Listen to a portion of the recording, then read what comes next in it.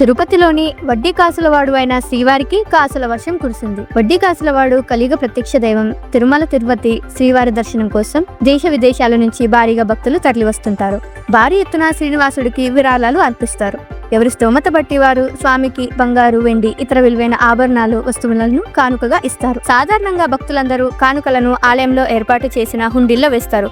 అయితే అక్టోబర్ నెలలో కూడా భక్తులు భారీగా తరలివచ్చి శ్రీనివాసుడిపై కాసుల వర్షం కురిపించారు. తాజాగా తిరుమల శ్రీవారి హుండీ ఆదాయాన్ని తిరుమల తిరుపతి దేవస్థానం ప్రకటించింది. అంతేకాకుండా అక్టోబర్ మాసంలో శ్రీవారిని ఎంతమంది భక్తులు దర్శించుకున్నారు, లడ్డూల విక్రయాల గురించి వివరాలను టీటీడీ ఈవో అనిల్ కుమార్ సంఘాల్ వెల్లడించారు. తిరుమల శ్రీవారిని అక్టోబర్ నెలలో 22.77 లక్షల మంది భక్తులు సందర్శించుకున్నట్లు ఈవో వెల్లడించారు. భక్తులు సమర్పించిన కానుకలు, విరాళాల ద్వారా శ్రీవారి హుండీకి 119.35 కోట్ల ఆదాయం వచ్చిందని చెప్పారు.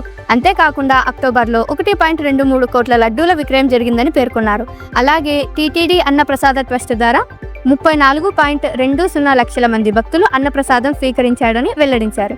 దాదాపు 8.31 లక్షల మంది భక్తులు స్వామివారికి తలనీలాలు సమర్పించి మొక్కులు చెల్లించుకున్నట్లు టీటీడీ ఈవో అనిల్ కుమార్ సంఘాల్ పేర్కొన్నారు. మరోవైపు నవంబర్ 17 నుంచి 25 వరకు తిరునాచారు పద్మావతి అమ్మవారి కార్తీక బ్రహ్మోత్సవాలు జరగనున్నాయి. నవంబర్ 11న కోయిల్ అల్వార్ తిరుమంజనం నిర్వహిస్తారు. నవంబర్ 16న ఉదయం లక్ష కుంకుమార్చన, సాయంత్రం శ్రీ పద్మావతి అమ్మవారి బ్రహ్మోత్సవాలకు అంకురార్పణ కార్యక్రమం ఉంటుంది.